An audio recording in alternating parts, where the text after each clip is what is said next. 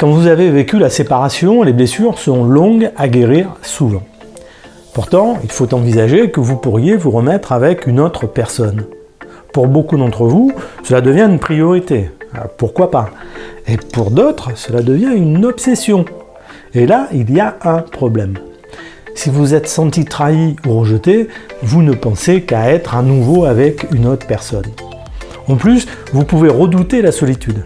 On en a déjà parlé dans une autre vidéo de coaching quotidien. Et puis, essentiellement, vous n'avez pas l'autonomie suffisante, psychologiquement, pour accepter la remise en question. Pourtant, la séparation, si elle vous est imposée, devra être assumée.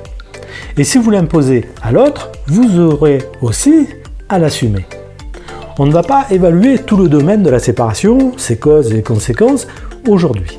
On va se limiter à cette situation de vouloir vous remettre avec quelqu'un.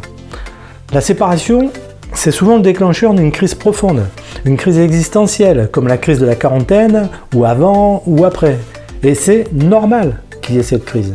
Vous vous êtes impliqué durablement, émotionnellement, personnellement, dans une relation qui s'arrête par usure ou par surprise.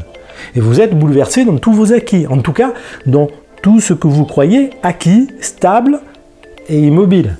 Sauf que la vie, ce n'est pas ça. La vie, c'est intéressant, passionnant, créatif, mais quand c'est en mouvement. Et ce mouvement, si vous l'intégrez dans votre mode de vie, eh bien vous serez en découverte permanente de ce qui vous fait du bien et aussi de ce qui ne vous convient pas. Donc vous pensez à vous remettre avec quelqu'un. Pourquoi pas? Oui. Mais êtes-vous prêt? Avez-vous fait le point sur ce qui vous rend heureux?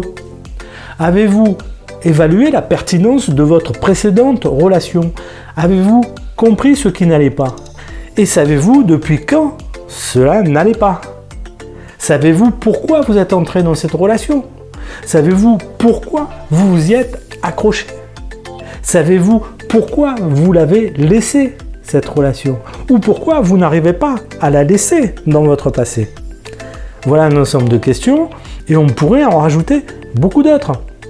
Des questions qui remonteraient à votre enfance, à votre milieu social, familial, à vos conditionnements, à votre image de vous, à votre interprétation du monde, à votre vision de vous-même dans ce monde.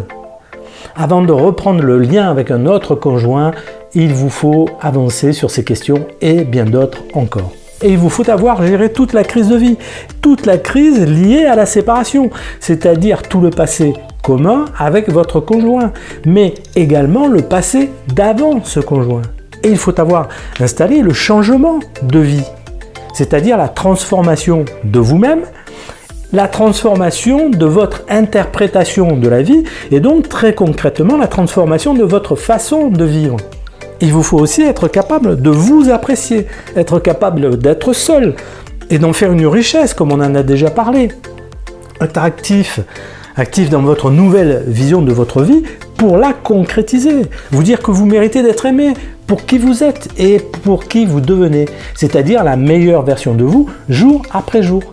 Et vous pourrez vous sentir délié de tout lien antérieur, quel qu'il soit, un lien amoureux, amical, familial, mais libre d'ouvrir votre cœur et vos yeux vers une autre personne. Pour vous remettre avec quelqu'un d'autre, vous ne chercherez plus un idéal irréaliste. Vous n'êtes pas non plus un idéal, juste la bonne personne pour une autre personne, si vous avancez vers le meilleur de vous et qu'elle fait de même. Soyez apte à accueillir l'autre, ouvert à l'inconnu, libre de vous lier ou pas, et prêt à ne pas reproduire des schémas répétitifs qui n'ont pas fonctionné.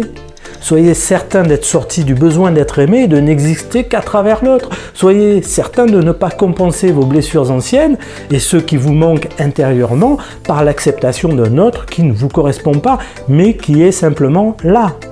Alors prenez votre temps.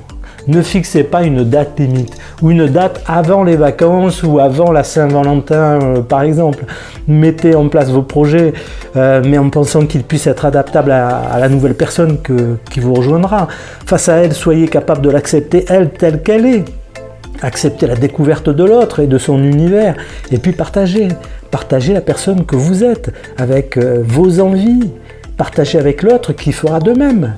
Privilégiez l'intimité, la proximité, car cela permet d'établir et de valider la confiance mutuelle. Douceur, paix, confiance, énergie en commun, voilà votre programme pour bientôt, quand vous ferez la bonne rencontre. C'était Didier de changementpositif.fr, votre partenaire vers le meilleur de vous-même. Pensez à mettre un pouce, à vous abonner, à partager et à cliquer sur la cloche pour être averti des prochaines vidéos de coaching. Vivez bien votre vie à vous et je vous dis à bientôt.